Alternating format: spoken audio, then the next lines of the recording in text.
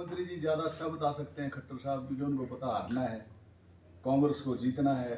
वो ज़्यादा आकलन करते हैं कि हम कितनी सीटें हार रहे हैं, इसलिए तो उन्होंने बीजेपी का प्रदेश अध्यक्ष बदलवाया अभी।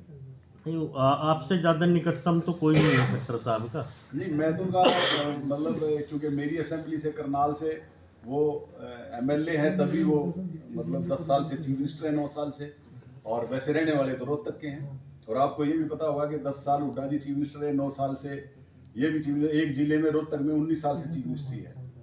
और अब की बार करनाल के लोग वापिस भेज देंगे रोहतक, खट्टर साहब को तैयारी है।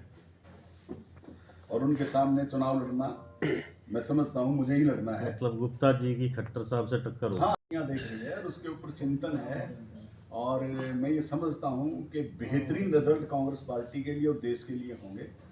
और भाजपा को पता है कि उनके रिजल्ट अच्छे नहीं हैं, तो डेफिनेटली कांग्रेस के लिए तो ये रिजल्ट बहुत अच्छे हैं। भारतवर्ष में क्योंकि अभी तो माहौल 5 स्टेटों में विधानसभा का ही था, इसलिए विधानसभा की बात ज़्यादा चल रही थी।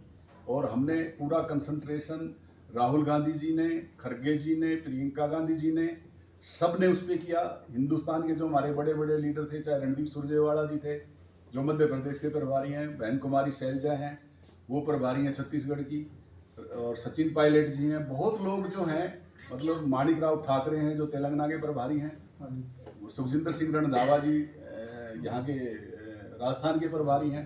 तो सब लोग अपनी अपनी जगह पे लगे हुए थे। अब सबका ध्यान लोकसभा के 2024 के चुनाव पर है। हमारी कंसंट्रेशन संपूर्ण उसी पे।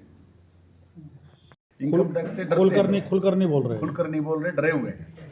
जब पूरे हरियाणा, जींद के अंदर, और सभी बीजेपी भी थी उसमें, आप पार्टी भी थी, कांग्रेस पार्टी भी थी, सब लोग थे उसमें। हमने तो वहाँ भी बात रखी। और फिर मैं, जैसे आज ये सेमिनार हो रहा है अग्रवालों का, ऐसा ही 2 अक्टूबर को पंचकुला में था। क्यों नहीं कोशिश करूँगा? मैं तो करूँगा, निश्चित रूप से करूँगा कि हमारे समाज के लोगों को टिकटें मिलें, और जिनका जितना हक है उसको मिलना चाहिए। जीतने वाले उम्मीदवारों की सपोर्ट भी करेंगे और पार्टी अग्रवाल समाज को टिकटें देगी। हम भी उम्मीद करते हैं। हमारे यहाँ कोई गुटबाजी नहीं है। नेताओं का काम करने का अपना अपना तरीका है। कोई किस ढंग से काम करता है, कोई किस ढंग से काम करता है। हमारे यहाँ तो करनाल में कोई किसी के साथ तो इकट्ठे एजिटेशन करते हैं, बैठते हैं सारे, हमें तो कोई दिक्कत है नहीं कहीं भी। मैं तो जो देख रहा हूँ ना जी, आपके पर्यवेक्षक भी आए, जगह जगह जुत्तम बाजार हुई, सब ने देखी, अखबारों की सुर्खियाँ भी बनी। हाँ, अगर आप कार्यकारी अध्यक्ष होने के बावजूद इस भ्रम में हैं कि कोई गुटबाजी नहीं है, तो आप सत्ता में कैसे आएंगे?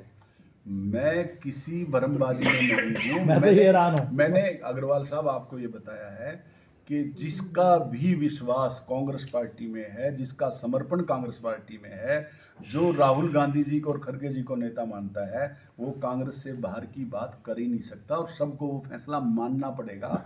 और जिसको ये बल लगता है कि मैं ताकतवर हूँ, तो पार्टी छोड़ के चुनाव लड़ ले।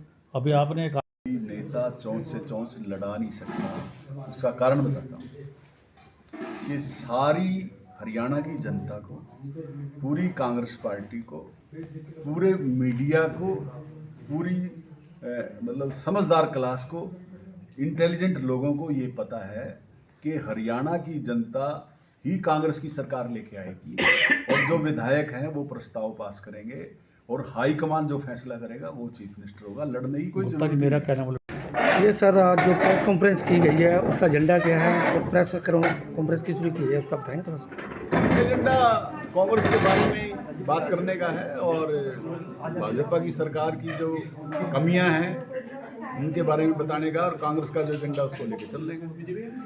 इलेक्शन आने को तो आप तैयार है सर, उसकी हार सुनाई देगी है, उसको लेके कैसा रिस्पॉन्स और खासतौर पर रुझान भी आने दे। बड़ी भारी आहट है, और टिकट मांगने वालों की लाइन लगी हुई है, नेताओं के पास लाइन लगी हुई है। और मैं ये समझता हूँ अच्छे उम्मीदवार उतारेंगे, और लोकसभा विधानसभा में कांग्रेस पार्टी बहुत अच्छी मेजोरिटी से चुनाव लड़ेगी। एग्जिट पोल आ रहे हैं, उसका क्या कहोगे आप?